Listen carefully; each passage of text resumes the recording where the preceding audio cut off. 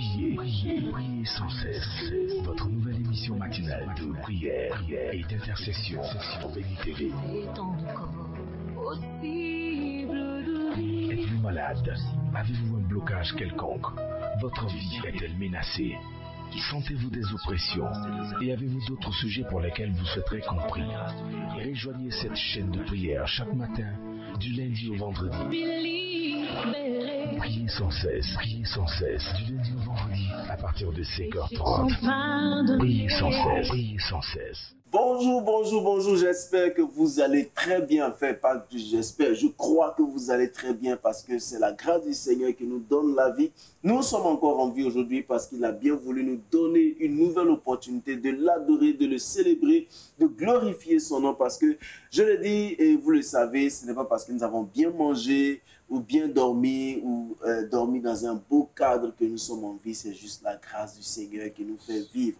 Et nous bénissons le Seigneur pour sa vie qui nous communique chaque matin et qui nous rend encore capables de le célébrer. David le dit, ce ne sont pas les morts qui adorent Dieu, ce sont des vivants. Et nous sommes vivants, nous bénissons le Seigneur. Tous les trésors divins sont en place. Madame Amessan, Papa Antoine, Marie-Suzanne, notre jeune sœur, avec un grand sourire, se met à la disposition du Seigneur pour que nous puissions célébrer le Seigneur avec vous ce matin à ses pieds et sur le plateau. Je suis avec des trésors divins avec lesquels nous allons partager cette communion, la parole, la prière, la bénédiction pour que la journée nous soit agréable. Je suis avec Madame Tiemoko.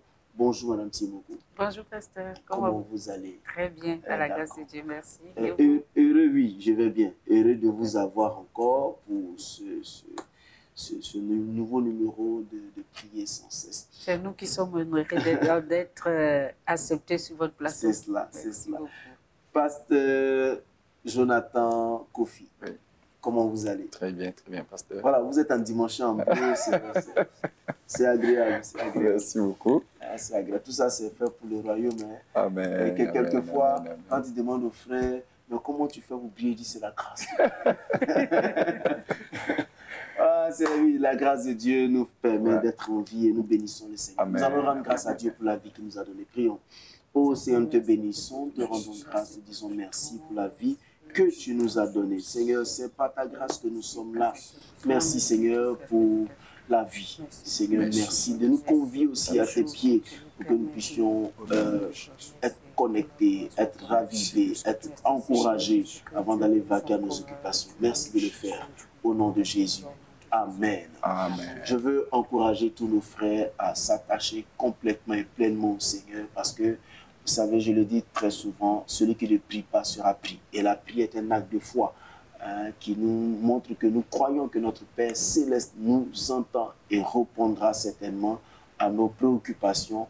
Je sais qu'il le fait parce qu'il n'est pas un Dieu d'argent, il n'est pas un Dieu d'arbre, il n'est pas un Dieu qui ne réagit pas. C'est le Créateur des cieux et la terre, capable de nous bénir et qui tisse une relation d'amour, une communion d'amour avec ses enfants que nous sommes. Que Dieu nous bénisse. Aujourd'hui, nous allons, avec Madame Tiemoko, essayer de donner des idées à nos frères, à nos leaders d'église, à nos parents, sur comment est-ce qu'ils peuvent aider leurs enfants à sortir des dépendances, des addictions.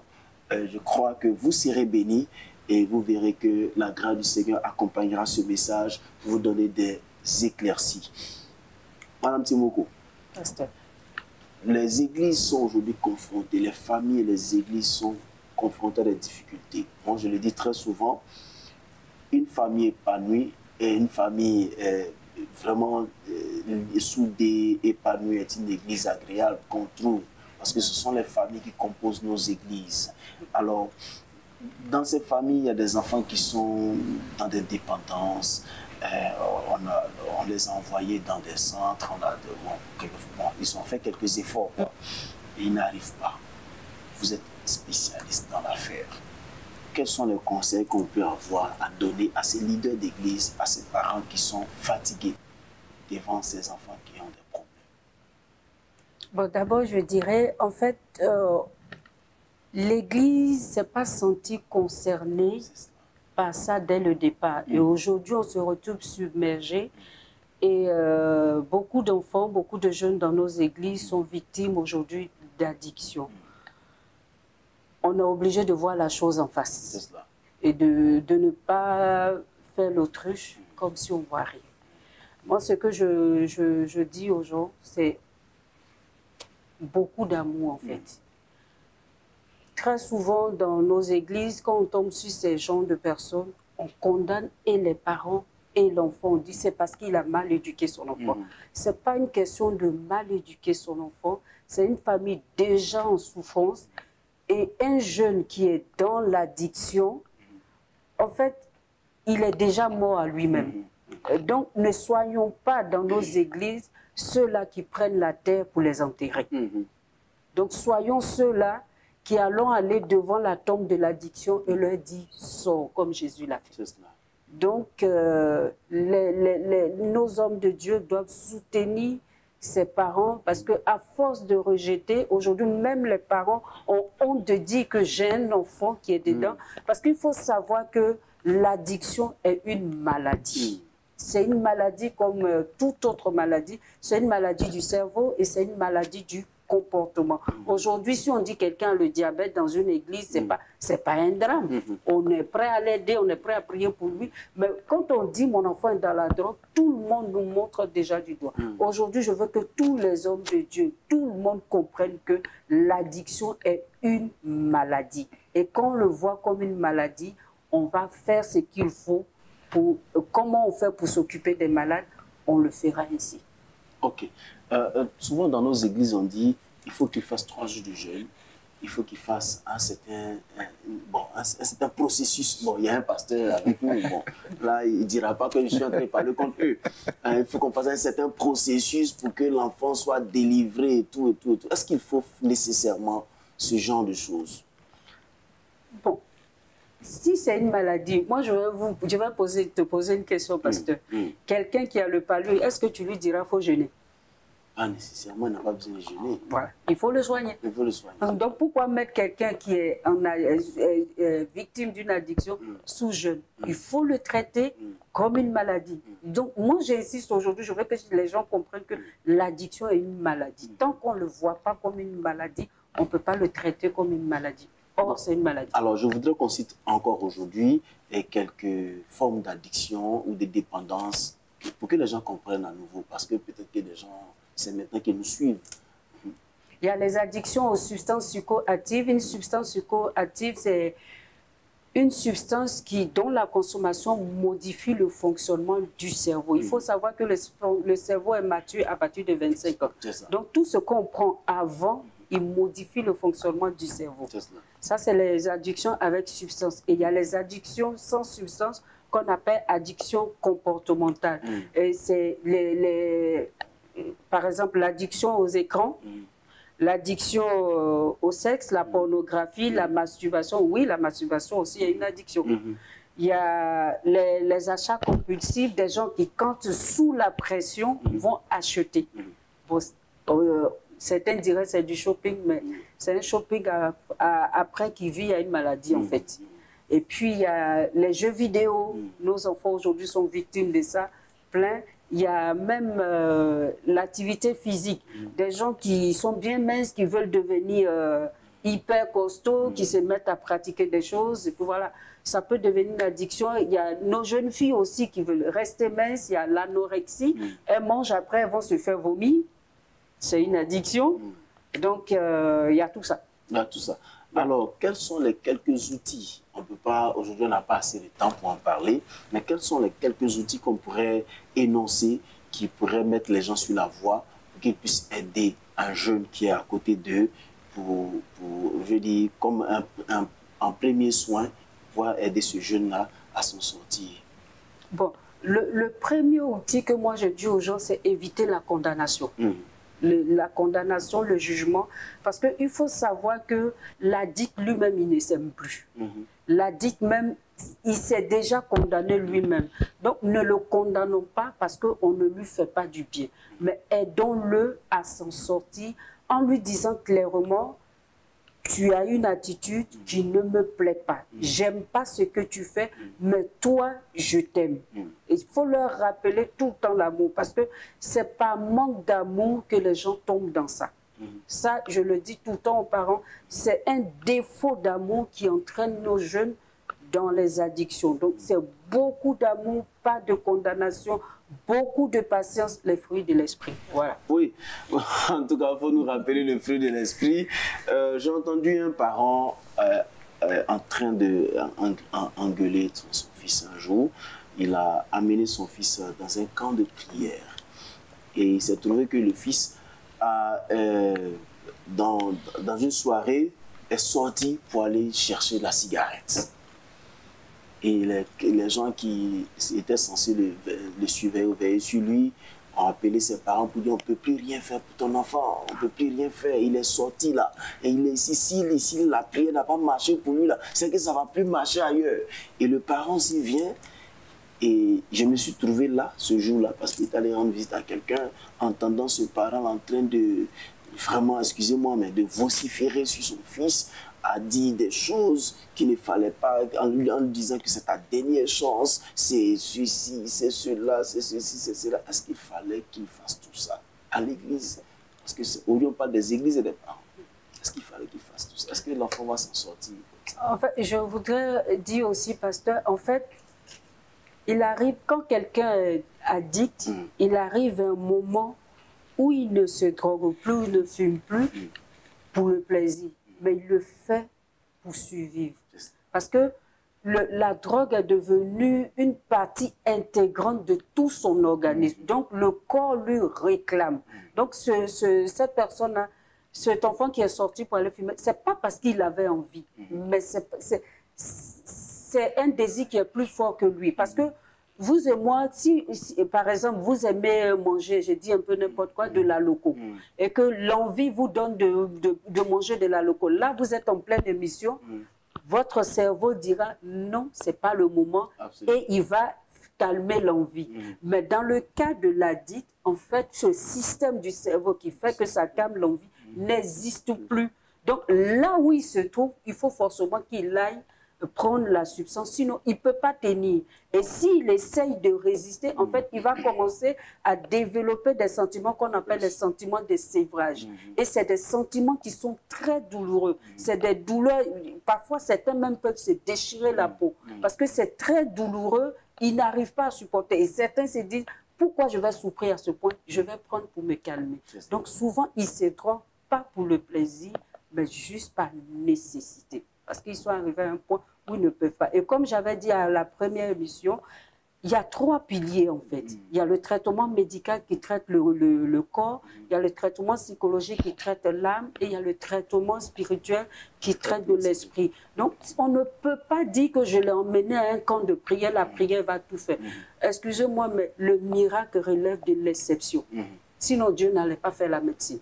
Dieu n'allait pas permettre que certaines personnes étudient ça pour pouvoir aider. Sinon, Dieu allait faire que tous les drogués allaient guérir par la prière. Mais non, il y a 3 piliers.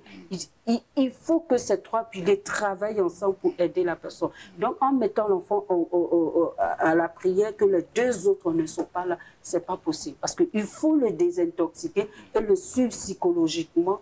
Et ajouter à la prière, ça donne ses effets.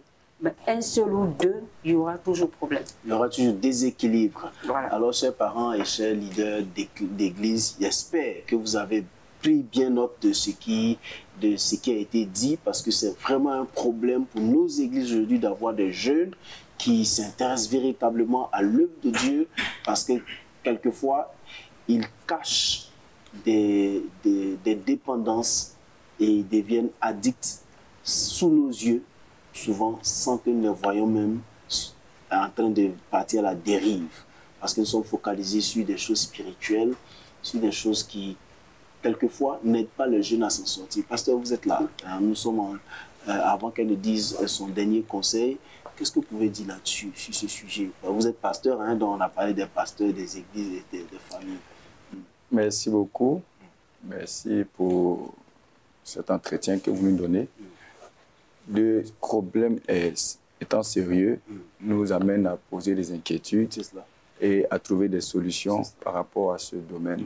Moi, étant dans le domaine éducatif, et nous rencontrons ce problème du jour au lendemain des enfants qui présentent des addictions à tous les niveaux. Et des addictions au sexe, l'addiction à l'alcool. Tout à l'heure, elle disait que l'addiction devient tellement grave sur l'enfant que ça ne dépend plus de sa volonté, mais du besoin du corps, du besoin du cerveau, parce qu'il devient automatiquement dépendant. À ce stade, l'enfant est capable de poser des actes, et ces actes, pour nous, les personnes normales, nous pensons que cela relève de l'immoralité. Alors que dans le fonctionnement d'un addict, cela devient pour lui une chose normale, une chose dont il a besoin pour pouvoir survivre. Je prends le cas d'un enfant, d'un élève qui, à l'école, s'est senti dans une situation où il était obligé de sortir et prendre la drogue. Et c'est lorsqu'il prenait de la drogue qu'il se calmait. Et il développait des comportements dont on pensait qu'il était fou. Et tout. Donc, on a été obligé d'informer les parents et de voir les mesures appropriées pour pouvoir remédier à son problème. Et nous sommes sur ce plateau pour pouvoir parler, exhorter les parents pour dire que ce problème que nous traversons, que la société actuelle traverse, est un problème sérieux. Et l'Église a sa part de responsabilité. La part de responsabilité de l'Église doit aller au-delà de la prière. Donc, déjà, parlant de l'amour, de faire des sensibilisations au niveau des parents des églises pour parler des problèmes qui minent nos églises en termes d'enfants, d'adultes, d'adolescents et des comportements qu'ils traversent. Donc, les leaders d'église doivent mettre en place des structures pour pouvoir demander aux parents qui traversent ces situations avec leurs enfants et avoir des séances d'entretien, de formation, de thérapie s'il faut, pour pouvoir déceler les enfants qui ont ces soucis. Et s'ils n'ont pas la procédure ou la capacité de pouvoir traiter, faire appel aux structures dont nous sommes l'ONG et nous pouvons travailler avec eux. Les structures spécialisées. Merci beaucoup, cher pasteur. Je bénis Dieu parce que le pasteur comprend qu'il faut agir maintenant. Il faut agir maintenant. Nous allons, avant de prier, donner 30 secondes à Mme Diomandé. Madame Tiemoko, pardon, Madame Tiemoko, pour nous dire un message fort à ses parents et à ses églises. 30 secondes. Chers parents, l'addiction n'est pas une fatalité, c'est une maladie, on peut en guérir. N'ayez pas honte, ne cachez pas vos enfants, ne rejetez pas vos enfants, manifestez-leur beaucoup d'amour. C'est l'amour qui peut les aider à sortir de là. Et il y a des structures spécialisées qui sont là, qui peuvent vous aider. Accompagnons nos enfants dans l'amour. Accompagnons nos enfants dans l'amour. Nous allons prier le Seigneur pour nos leaders d'église, pour nos parents, afin que le Seigneur leur donne les moyens nécessaires, les outils qu'il faut pour pouvoir aider ces enfants au lieu de les condamner et les rejeter. Prions ensemble. Oh, Seigneur, merci pour tous les leaders d'église, pour tous les parents aujourd'hui qui sont confrontés, Seigneur Dieu de gloire, aux addictions de leurs enfants, des fidèles. Nous voulons prier ce matin, Seigneur Dieu de gloire, de porter ta main sur les leaders, Seigneur de la gloire d'église, qui sont confrontés à ces phénomènes dans leurs églises, dans leurs communautés. Merci pour ces foyers, Seigneur de la gloire, qui sont frappés par ces addictions. Éternel, étends ta main et agis puissamment, Seigneur de la gloire, pour la transformation, la guérison de l'esprit, la guérison de l'âme, la guérison du corps, de toutes les personnes addictes, Seigneur des églises, de toutes les personnes addictes des familles, au nom de Jésus-Christ de Nazareth. Merci pour ta grâce, merci pour ta faveur. Merci pour ta main de compassion qui agit sur la vie, Seigneur de gloire, des jeunes, sur la vie des jeunes gens, des jeunes filles. Seigneur, nous prions, éternel Dieu de gloire, à partir de ce matin, Seigneur, que ta bonne main agisse dans la maison de tous ceux qui suivent cette émission. Seigneur, ta bonne main agisse maintenant, éternel de gloire, dans les familles, dans les foyers, dans les communautés, au nom de Jésus-Christ de Nazareth. Au nom de Jésus. Merci Seigneur.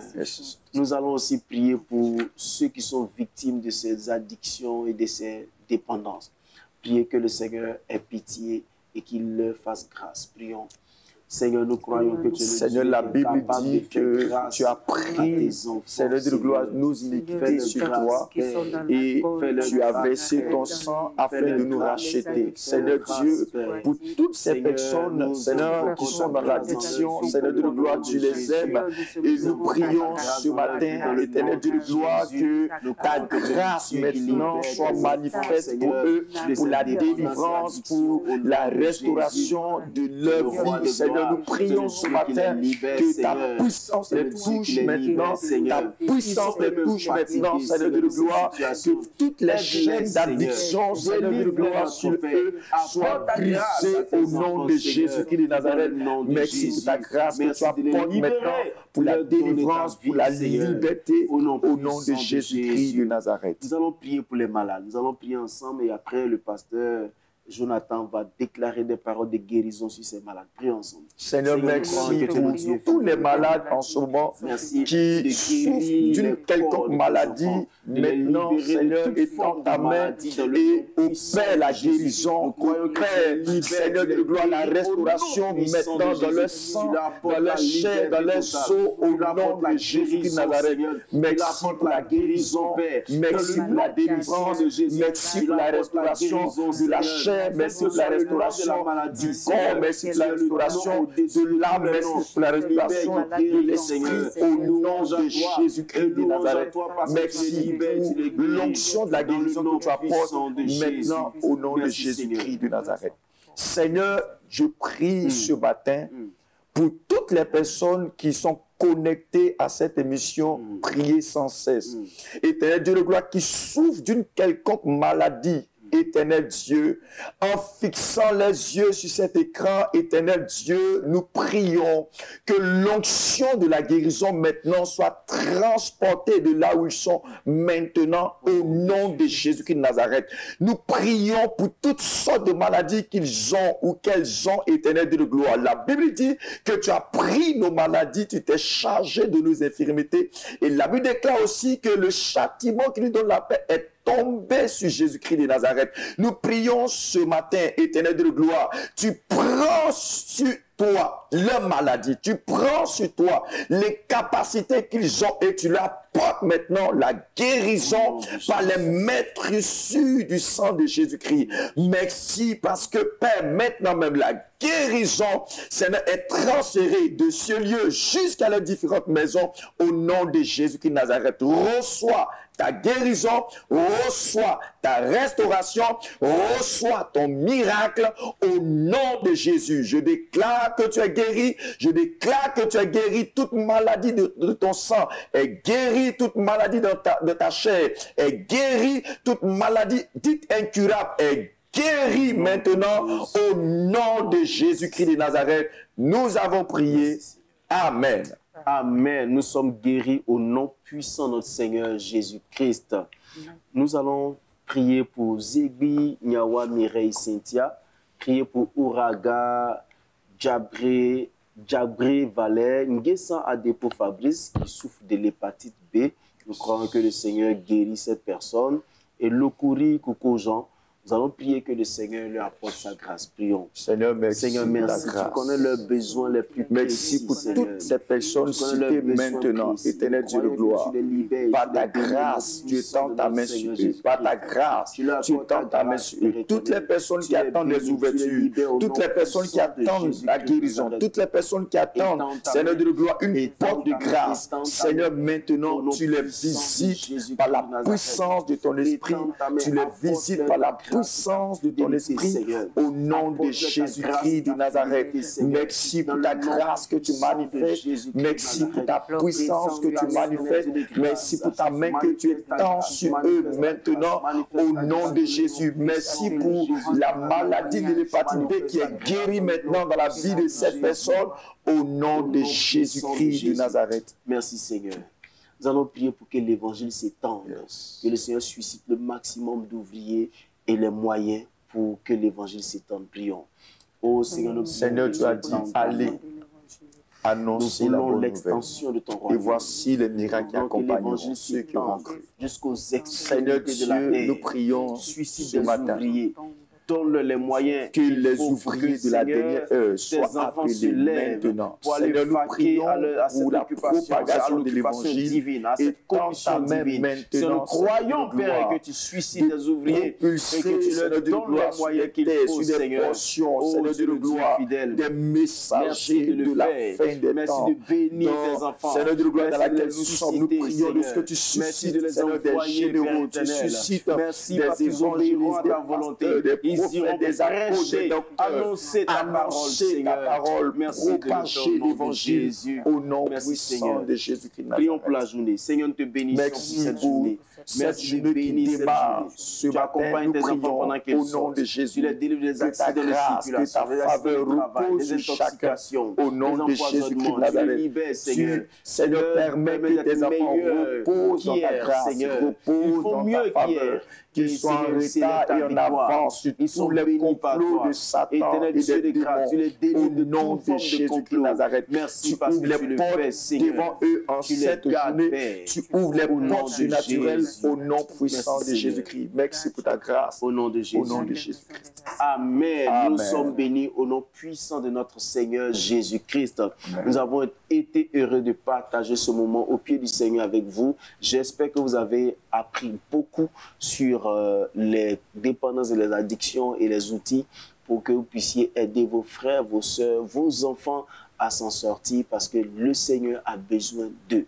Le Seigneur a besoin de nos frères, de nos petits frères, de nos enfants pour pouvoir étendre le royaume et son royaume a besoin d'être étendu. Que le Seigneur nous bénisse, que sa grâce vous soit communiquée en grande quantité. Vous voulez rester en contact avec nous, nos numéros et adresses affichés sur votre écran. Nous sommes au plus 225 07 78 37 52 78 ou encore écrivez-nous à victianakwasi@yahoo.fr. Nous serons là sur nos plateformes d'écoute pour vous écouter, recevoir vos sujets de prière. Et n'oubliez pas, vous qui soutenez la mission, soutenez toujours la mission parce que l'évangile a besoin de vos moyens pour s'étendre.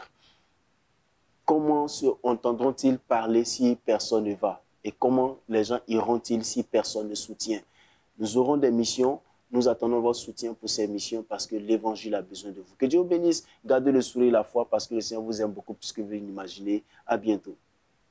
Priez sans cesse, du lundi au vendredi, à partir de 5h30. Priez sans cesse, dévante l'aurore et prends possession de ta journée. Maintenant je suis sauvé.